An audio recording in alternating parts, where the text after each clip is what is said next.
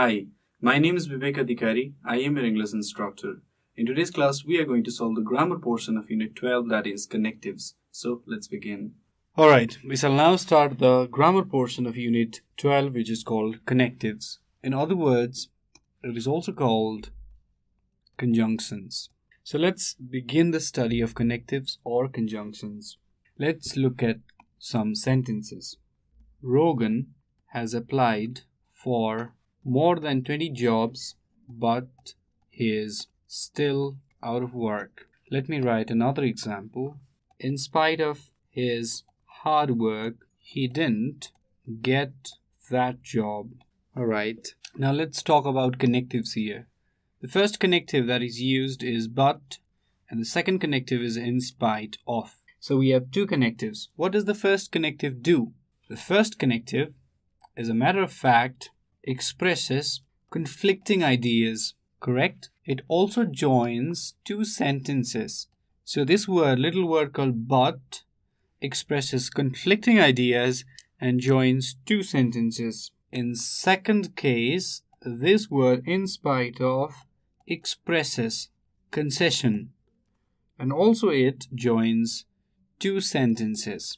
So these words like but or in spite of are called conjunctions or connectives because they act as connectors, or in a way they join two different elements. That's why they're called conjunctions. So let's study the kind of conjunctions, right? Once again, what do conjunctions do? They join words, phrases, and sentences. Alright, let's start with the types of conjunctions. There are three kinds of conjunctions based on what they join, so based on their function. The first one is what we call coordinating conjunctions. The second one is what we call subordinating conjunctions. And the last one is what we call correlative conjunctions. So we shall study about these three conjunctions one by one. Let's just remember their names for now: coordinating, subordinating, and finally correlative. Let's start with the first one, coordinating conjunctions. The first one, coordinating conjunctions. There's a simple mnemonics to remember coordinating conjunction, and it's called fanboys. So fanboys is an acronym actually. So fanboys represents for and, nor, but, or, yet, and so. So these 7 conjunctions are called coordinating conjunctions. And let me give you some examples on how they are used. He bought a jug, a basket, and a hammer. Let me give you one more example. She likes oranges, but her sister doesn't. Alright, in these two sentences, we have a conjunction and we have another conjunction but. The first conjunction is in fact joining two words or ideas, right? So it's joining words or ideas. And the second one, this is joining sentences. She likes oranges, but her sister does not. That is why a comma is needed here. Otherwise, the sentence would become wrong and it would be a run-on sentence. So to avoid making a sentence a run-on sentence, we need a comma at the end of the first sentence. But we don't need a comma here. That is because this conjunction and is not connecting sentences but words. Even if you put this comma, it would still be fine and it would still be called the Oxford comma, and which is fine because British people use it a lot. But even without using this comma here, the sentence is correct and is read well, right?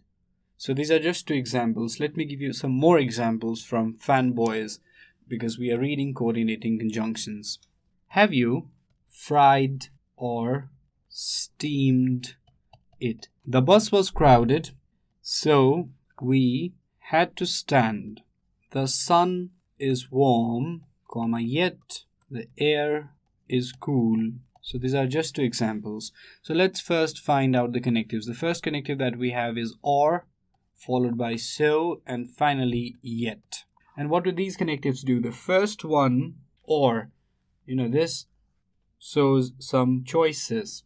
Have you fried or steamed it? So this is clearly giving some choices.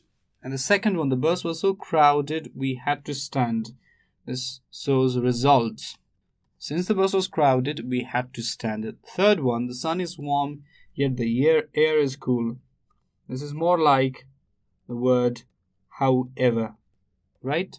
A comma is needed here, otherwise the sentence would become run on and it would be wrong. No comma is needed here and no comma is needed here, right? Now let's go to the second conjunctions, which is what we call correlative conjunctions. Number B, correlative conjunctions. Some of the examples of correlative conjunctions are is both intelligent and good looking. Let me write one more example. Either Mona or her sister will dance. One more example. He was not only scolded but also punished. Alright? So let's just find out the conjunctions. The first one is and, followed by or, and followed by but. So these are correlative conjunctions. She is both, oh I forgot this one, both. She is both intelligent and good looking. Either Mona or her sister will dance. He was not only scolded but also punished. Did you notice that there are two words, sometimes more than two words, for each conjunctions? That means there is a pair. Both and, either or, neither nor, not only but also. She is both intelligent and good looking. Either Mona or her sister will dance. He was not only scolded but also punished. Since there's a pair, this is the first pair followed by a second pair and a third pair.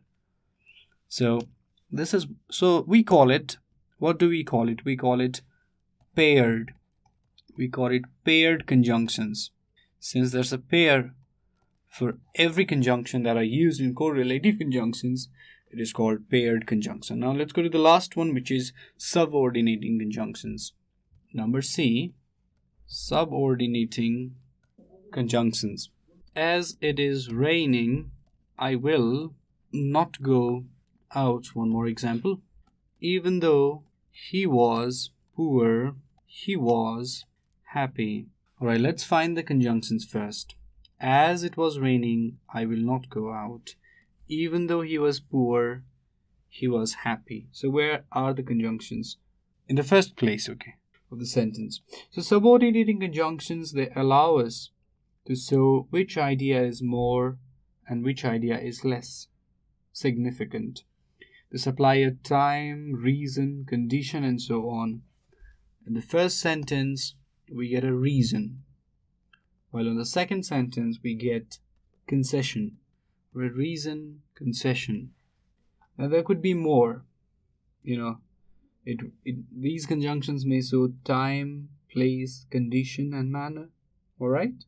Something there is that you should notice, and that is, as it is raining, this is what we call a dependent clause, while I will not go out is what we call main clause. And why is it called main clause? Because it makes a lot of sense, because it is complete. There's a subject and there's a verb and the sentence is complete, while the dependent clause is not complete. Let's look at this example. Even though he was poor, again this is what we call a dependent clause, followed by he was happy, and this he was happy part is what we call the main clause. Subject and verb and make sense. Subject and verb does not make complete sense. Alright? That is what we call the subordinating conjunctions. Now, let me give you some questions for homework.